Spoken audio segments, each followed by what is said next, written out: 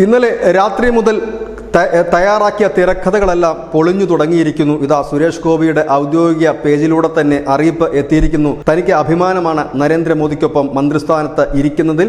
ഇത് ഒരു അഭിമാനമായി തന്നെ കരുതുന്നു. മന്ത്രിയായി തുടരും.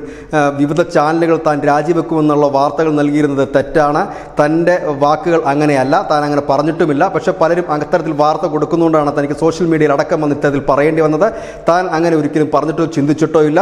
മന്ത്രിസ്ഥാനം തുടരും എന്ന് തന്നെ അദ്ദേഹം പറഞ്ഞിരിക്കുന്നത്. ഏതായാലും ഒരു മനുഷ്യനെ വളഞ്ഞിട്ടാക്രമിക്കുന്നതിന് ഒരു പരിധി ഉണ്ടാകണം. കാരണം ആ വ്യക്തി തെരഞ്ഞെടുപ്പിന് മത്സരിക്കുന്നതിന് മുൻപ് തന്നെ അദ്ദേഹത്തെ കോർണർ ചെയ്തുകൊണ്ട് ഒരു വലിയ വിഭാഗം മാധ്യമങ്ങളും ഈ BJP അല്ലെങ്കിൽ അദ്ദേഹത്തെ സ്നേഹിക്കുന്നവർ ഒഴിച്ചുള്ളവരും ചുറ്റും കൂടി നിന്ന് കല്ലെറിയുന്നതും കൊത്തിപ്പറിക്കുന്ന ഒരു കാഴ്ചയാണ്.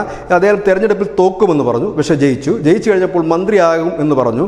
അദ്ദേഹത്തിന് അതിൽ താല്പര്യമില്ല എന്ന് നേരത്തെ അറിഞ്ഞു. അതിൻ്റെ കാരണങ്ങളും അദ്ദേഹം പറഞ്ഞു. പിന്നീട് മന്ത്രിയായപ്പോൾ സഹമന്ത്രിയായപ്പോൾ അത് സഹമന്ത്രി സ്ഥാനമാണ് കിട്ടിയത്, അതുകൊണ്ട് അദ്ദേഹം രാജിവെക്കുമെന്ന് പറഞ്ഞു. ഇപ്പോൾ ഒരു നാണവും ഉളുപ്പുമില്ലാതെ പറയുന്നു സമവായത്തിൽ, അതായത് വലിയ സമ്മർദ്ദത്തിനൊടുവിലാണ് സുരേഷ് ഗോപി അതിന് സമ്മതിച്ചതെന്നാണ്. എന്നാൽ ദില്ലിയിൽ നിന്ന് കിട്ടുന്ന മറ്റൊരു വാർത്ത കൂടി മാപ്രകളുടെ മുമ്പിലേക്ക് വെക്കുന്നു.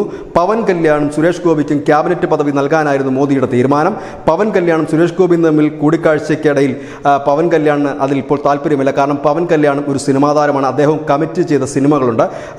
സുരേഷ് ഗോപിയും അതേ ലൈൻ സ്വീകരിക്കുകയായിരുന്നു. പ്രധാനമന്ത്രി നരേന്ദ്രമോദിക്ക് അറിയാം 4 സിനിമകളിൽ അദ്ദേഹം അഭിനയിച്ചു വരുന്നു. അതിൻ്റെ കോൺട്രാക്റ്റുകൾ ഒപ്പിട്ട് അതിൻ്റെ പണികൾ മുമ്പോട്ട് പോയിക്കൊണ്ടിരിക്കുകയാണ്. കാരണം ആ സിനിമ ഇടയ്ക്ക് വെച്ച് ബ്രേക്ക് ആയാൽ കോടിക്കണക്കിന് രൂപയുടെ നഷ്ടം ആ നിർമ്മാതാവിനുണ്ടാകും. ആ സിനിമയിൽ ജോലി ചെയ്യുന്ന അനവധി തൊഴിലാളികൾക്കും ഉണ്ടാകും. ആ നഷ്ടം നികത്തി കൊടുക്കാൻ സുരേഷ് ഗോപിക്ക് കഴിയില്ല എന്ന് മാത്രമല്ല, അത് അവരോട് ചെയ്യുന്ന വലിയ ദ്രോഹമാണ്. ഇത് പറഞ്ഞ് ബോധ്യപ്പെടുത്താൻ സുരേഷ് ഗോപിക്ക് കഴിഞ്ഞിരുന്നു. ഇതിൻ്റെ ഭാഗമായി കേന്ദ്രത്തിൽ നിന്ന് ഒരു ഉറപ്പ് ലഭിച്ചു എന്നാണ് പറയുന്നത്.